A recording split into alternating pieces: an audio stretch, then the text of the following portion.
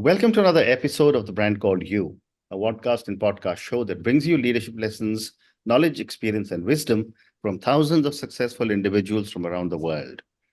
I'm your host, Ashutosh Garg, and today I'm delighted to welcome a very accomplished and respected entrepreneur, professional from Bangalore, India, Mr. Shankar Maruwada. Shankar, welcome to the show. Thank you, Ashutosh. Great pleasure to be here. Thank you. Shankar is the co-founder and chief executive officer of EkStep Foundation. So, Shankar, before we talk about EkStep, tell me a little bit about your own amazing journey in brief. Ashutosh, EkStep is my fourth innings. Mhm. I started life as a corporate employee in a multinational, moved on to my entrepreneurial dream, and did that successfully, sold that off, and by the age of 36, 37, achieved all that I wanted to as a kid: Hmm. professional success, financial success, fame, etc. Hmm. And then my real professional journey began, my third Mhm. and fourth innings. In my third innings, I was part of the Aadhaar startup Mhm. efforts. In Hmm. fact, I had the responsibility and the honor of naming it Aadhaar. Wow. And that was a phenomenal learning journey with Nandan, Nilekani, and several others. Hmm. And the fourth innings is a continuation of that, where Nandan, Rohini, Nilekani, myself, and a few others, Aadhaar veterans, came together Hmm. to start EkStep Foundation. Hmm. And yeah, childhood has been, I lived all over India, 7 different states, studied in 7 different schools. And that has taught me a lot about life, about handling change, about seeking growth in change and finding comfort in discomfort, which has helped me throughout my professional life. Hmm. Amazing. Thank you for sharing this. And I'm delighted to know that you were the person who actually named Aadhaar, which is part of every single person's life now. So, Shankar, now let's talk a little bit about the EkStep Foundation. After your journey with Aadhaar, and the team in Aadhaar, what was the story behind EkStep Foundation and what inspired you along with Mr. Nandan Nilekani and Rohini Nilekani to start this initiative? So after all of us exited from Aadhaar Mhm. in 2014, we were fresh from the belief that a group of people, small group of people, determined, committed, can come together and make a big difference. Mhm. Aadhaar was a result of that. Can we do it again in our private lives as a Mhm. philanthropy? Mhm. That was a question. So we selected a sector like education because it is what made us. All of us were who we were because Mhm. of education. Right. And in the case of Nandan and I, who studied in IITs, our education was sponsored by the citizens of India. Mhm. So, so for us, it was the ultimate giving back. And that's how we said, let us set a target of reaching 200 million children in India Mhm. by 2020 and improve their access to learning opportunities. Mhm. And that is how education and EkStep Foundation was born. Mhm. Wow. And this whole objective of looking at 200 million children in our massive population of 1.4 billion. I mean, I'm looking forward to a lot more insights from you. So, my next question, Shankar, is how does the foundation align its mission with the goal of achieving equitable and people centric societal transformation? When you're looking at solving a problem at the scale that it truly is, Mm, let's say education and poor learning outcomes, mm, it's at population scale. In India, we have 260 million children, mm, and they're from different languages, different socioeconomic classes, different learning levels, etc. mm, So the moment you set yourself a goal of reaching 200 of out of those 260 million children, Mhm. by definition, you're talking about achieving equitable and a societal transformation. Mm. And if you want that change to be sustainable, Mhm. to be adopted, there is no choice but to make it people-centric. Okay. So I'll give you an example of what we did. We partnered with the government of India to create Diksha, Mm. which is a massive national school platform belonging to the government of India, Mhm. which was launched by the vice president in 2017. Mhm. And that now government estimates are reaches over 180 to 190 million children around the country, 7 million teachers. And these are children from various states. Most of them are from government schools. Mm. Now, how we did that is a different story. But the point is, when you set a goal like that, when you set a mission like that, you have no option but to think about equitable transformation and a people-centric transformation. Right. Right. And what would you say are some of the key projects underway at the foundation? So let me give a few examples and then explain the projects. Yeah. So with Diksha, which we co-created with the government of India and then handed it to them to run it, Mm. there are around 600 million textbooks around the country, Mm. which have around 10 to 15 QR codes each. And those QR codes are connected to digital content, Mm. all created by the respective local boards. We have Mm. 60 boards. So the design of Diksha was as a federated, where every state could decide which textbook, which language, which digital content. Mm. So a lot of what was created there Mm. was also reused in other parts, Mm. in other sectors even. Let me talk of two other examples. Mm. Our teachers face a lot of overwhelming daily challenges. Teaching is an extremely difficult profession. Yeah. Uh, and we looked at, can artificial intelligence help them in being a co-pilot? And again, we worked with NCERT to create a AI assistant for teachers, which in their local language could answer their questions about how to deal with specific situations Right. by getting answers from the government's own guidelines and policies and training manuals. Mm. And a third is in Tamil Nadu. We are partnering with the government of Tamil Nadu to create language learning labs Mm. where children who are behind uh, grade level, come from marginalized sections of society, can come, use the language lab, and use personalized solutions built on AI Mm. to learn the language. Mm. So these are again some examples of how technology is being used at massive scale for equity Mm. to, to help those who are otherwise overwhelmed or marginalized, Mm. right? So to come back to your question, there are 5 or 6 broad areas we work on. Mm. One is the larger school education, which is, I gave Diksha as an example, and we continue to help the government of India as and when they ask us. Mm. Then you have Bachpan Manao, which is an initiative we started to talk of the importance of play and learning for early children. Mm. Then there is something called ONEST or Honest, which is a initiative on transforming education and skilling through open networks. Mm. You might have heard of ONDC. Yeah. Here we are partnered with ONDC and others to create Honest. Mm.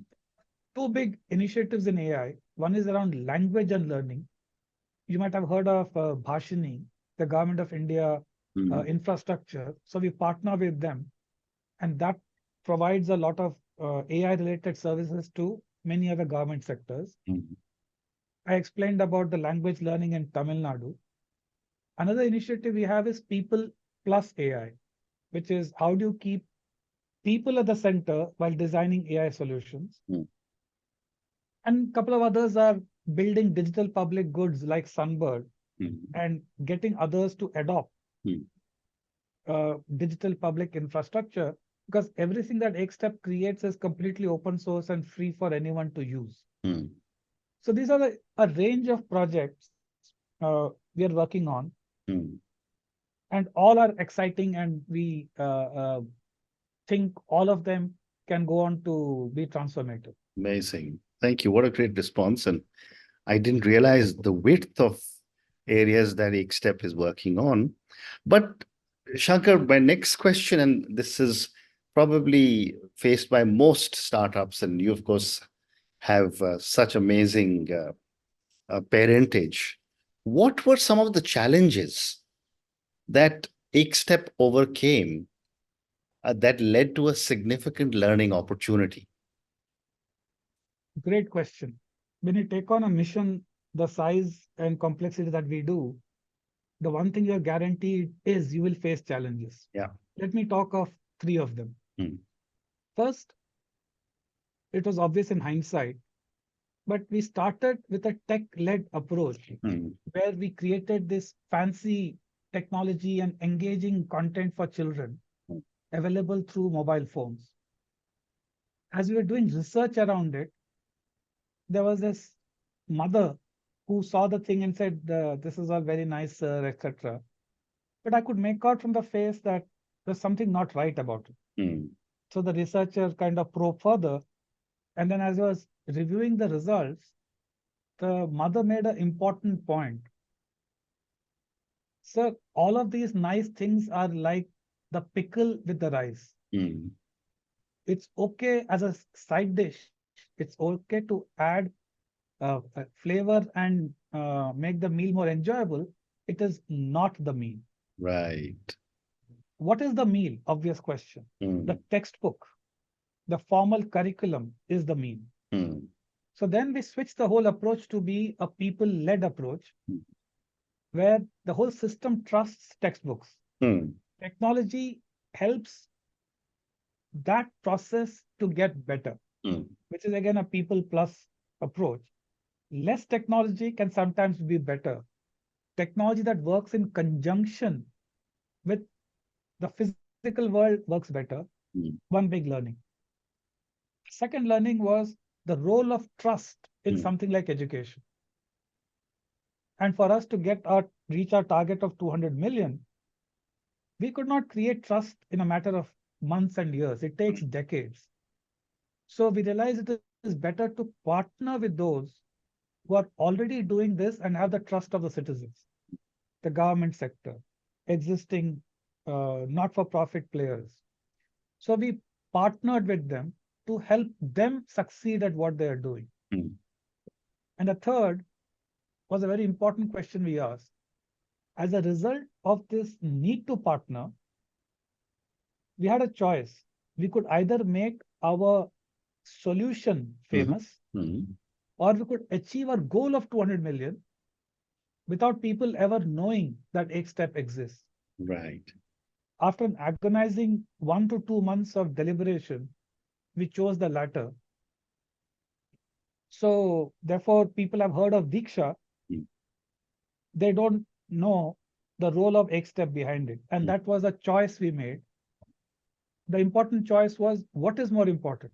Your solution and being known for the solution, or a mission that you chose and achieving that mission. So we chose the mission over the solution. Amazing. And what a noble mission to have. Shankar, my next question is, can you talk a little bit about the importance of data analytics? And I can see all of you are very tech-oriented people. How important is data analytics in understanding and addressing educational challenges? Data to us is a language by itself. which tells you what's happening. Right. If I tell you that outside it is hot, I'm sharing some information with you. Mm. But I can tell you that the weather outside is 42 degrees. Mm. That makes it crisper and clearer. Correct. At the scale of a country, you need the language of data to Mm. tell you what's happening. Mm. So I'll give you a few examples. In Diksha, Mm. by design, there is a lot of data collected about what content is being used, how Mm. long, Mm. what time of day. Mm. But by design, no content is collected Mm. on the personal identity of the user. Mm.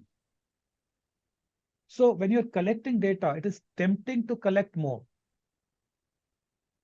right? Because data is good, but Mm. data can also be misused. Mm. So because data allows you to judge. Mm. I'll give you another example. Suppose I assess a child Mm. and I realize that the child is way below par. I know that. Now, unless I'm the teacher of the child and it's my responsibility to do something, Mm. somebody else will say, देखो, ये child बिल्कुल, ये बच्चा, the Mm. child doesn't know anything. Mm. Judgment has many shades. Mm. So who should access what data, when and why Mm. has to be a carefully thought out decision. Right.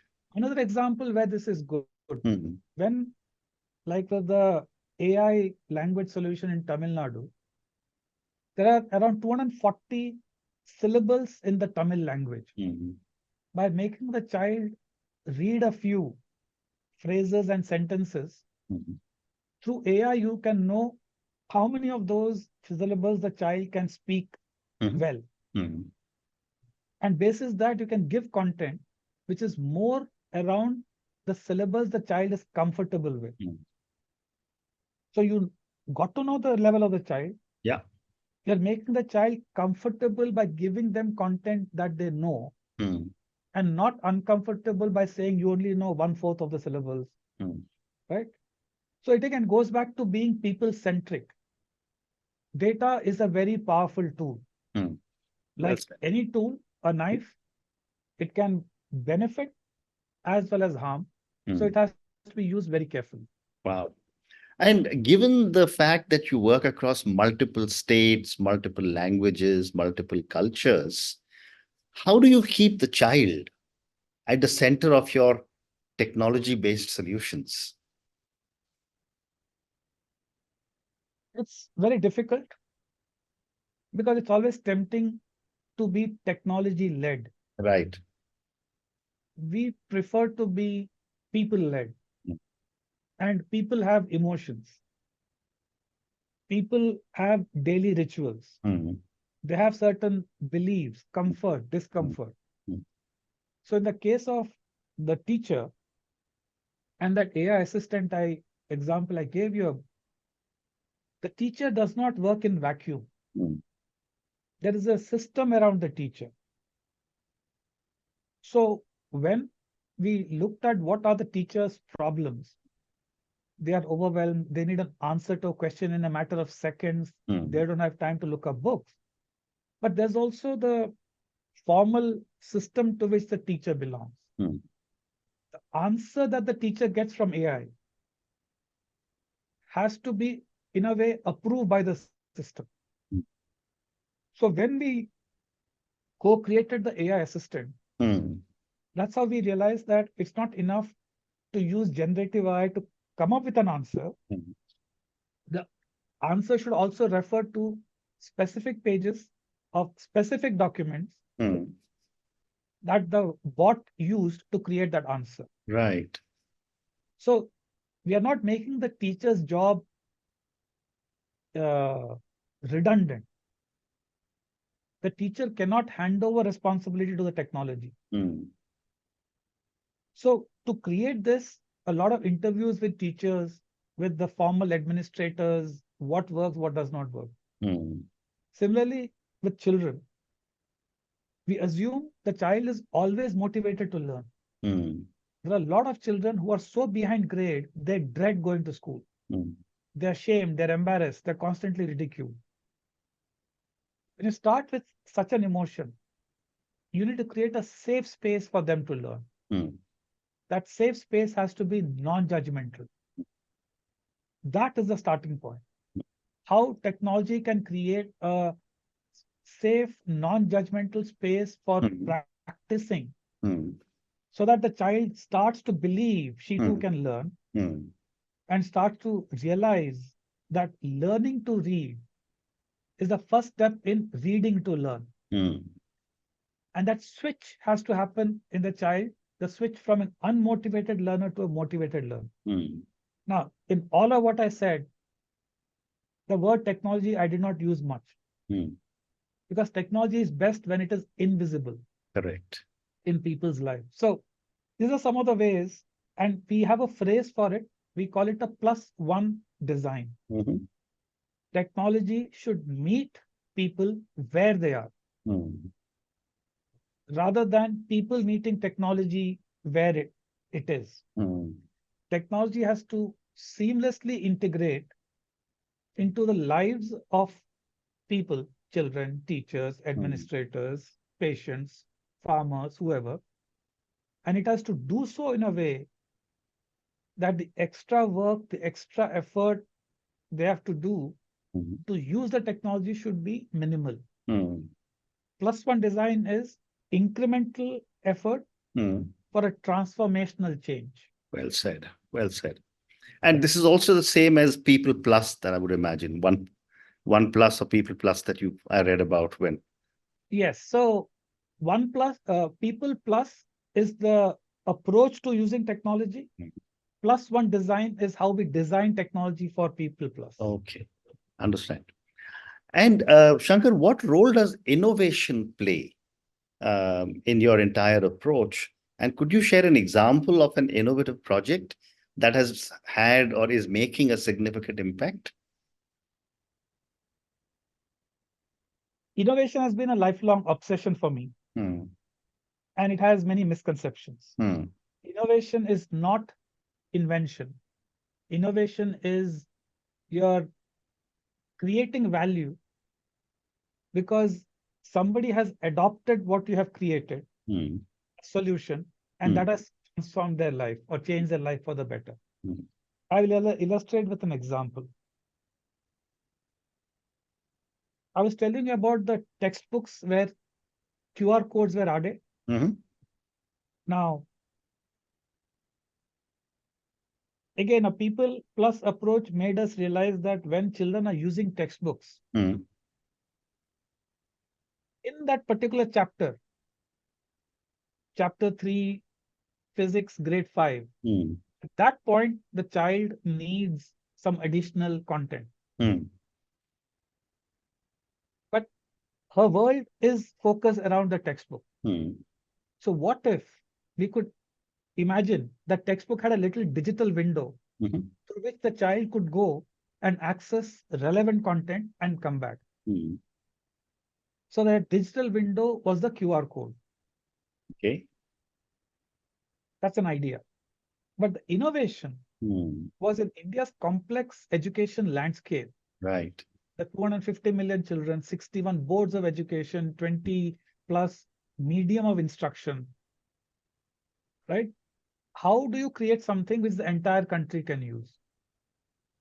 So the design was what took us 6 months to crack. Hmm. And the design was each autonomous state board should be able to put the QR code Hmm. in the textbook, chapter, page number of their choice, Hmm. should be able to link it to the digital content of their choice. Mhm. And that was a design that was rolled out with Diksha, which allowed it to grow very, very rapidly. And all the states have adopted it. Counterintuitively, we chose a less sophisticated technology than QR code. Mhm. Counterintuitively, we created it so that we didn't have to create the content. All the states could create their own content. Mhm. So this is an example of innovation where the design is such Right. that people are able to use your solution. Hmm. with the capacities they have, Hmm. with the restrictions they have. Very And interesting. there are many examples, but it's extremely difficult. Fascinating. Innovation is extremely difficult. Absolutely fascinating. Shankar, I have time for two more questions. And I want to ask you, my next is, given that education is a state subject in our country, and given the diversity of people you work with across multiple states, in what ways does EkStep contribute to policy making or support educational policies? Let me clarify that the EkStep team is very small. We're around 40 people. Hmm. And it's by choice. Because when you keep yourself small, you're forced to work with a whole lot of others. Right. A second clarification is education is a concurrent subject, not a state subject like Okay. agriculture. Hmm. So both the center and the state work on it jointly. Hmm. So to answer your question, as individuals, we are part of various committees Hmm. on education. I'm part of the National Steering Committee that has worked on changing and transforming our entire curriculum. Hmm. That's a very important project. And Hmm. we are part of other committees to advise governments on how technology should be used. Hmm. So that's one way. Second, we work with both central and state governments where they have an innovative project and they ask us for help Hmm. because we can try out those risky experiments at our expense, Right. do the innovation, and when it works, and a lot of innovation doesn't work by definition, Hmm. when it works, we're able to hand it to the states or the center to take it forward on their own terms. Hmm. So it's a lot of cooperation, conversations, patience, resilience, a lot of give and take. But it's very, very exciting because Hmm. it's very fulfilling. I'm sure. And my last question to Shankar, and this is for the thousands of people who will listen to our conversation. A lot of them may choose to become social entrepreneurs or may decide to work for social impact organizations. What advice would you have, especially given the fact that you built such large social organizations, social sector organizations? What advice would you have for social entrepreneurs hoping to make an impact in education or other sectors? Great question, Ashutosh. I wish I had profound words of wisdom, but the Hmm. only advice I can give is if you think you're going out there to change the world, Hmm. watch out because the only thing you can change and you have the power to change is yourself. Hmm. So if you're not ready to Hmm. change yourself, don't worry about changing the world. Right, And change brings discomfort, right. not just for the world, but for yourself. Hmm. And so be prepared for this process where at the end of this, whether you've changed the world or not, you will be a changed person and hopefully better. Hmm. Hmm. But be prepared to embrace a Hmm. constant process of unlearning and relearning. Hmm. Be prepared to embrace a constant set of conflicts Hmm. of mission over self. Hmm. Very Be interesting. prepared where your motivation goes through ups and downs. Hmm. And be prepared to fight a constant battle between belief, Hmm. you believe something will happen, Hmm. and self delusion. The Hmm. line between the two is very, very thin. Right, right. We believed we could transform India through Aadhaar. Hmm. It played out. Hmm. We, but oftentimes the line between belief and self delusion is very thin. Hmm. And it is your friends, colleagues, the partners you work with who can show you a mirror to Hmm. that. Uh, Extremely difficult. Very well said. Okay. Very well said. And on that note, Shankar, I just want to say thank you so much for speaking to me about your own amazing journey. I was fascinated to learn that by 36, you had almost achieved anything and everything that you wanted to, and you decided to give back. Fascinating to learn Aadhaar, and maybe I'll schedule another conversation with you sometime on how you and the team really worked on Aadhaar and what went into building Aadhaar. Thank you for speaking to me about EkStep Foundation. I think I learned many new things from you. Thank you again for your amazing thoughts for people who are aspiring to be in this sector. And these were power to change is in yourself, which is very critical. Second, be prepared to unlearn and relearn. Thank you. Third, you said was important to understand mission over self. Fourth one you said was be prepared to face ups and downs. And fifth you said was there is a very fine line that divides belief and solutions. Be prepared to look at those carefully and manage them well. Thank you, Shankar, for speaking to me, and all the very best to you and to EkStep Foundation. Thank you, Ashutosh. Great speaking to you. Thank you. Thank you for listening to the Brand Called You videocast and podcast, a platform that brings you knowledge, experience, and wisdom of hundreds of successful individuals from around the world. Do visit our website www.tbcy.in to watch and listen to the stories of many more individuals. You can also follow us on YouTube, Facebook, Instagram, and Twitter. Just search for the Brand Called You.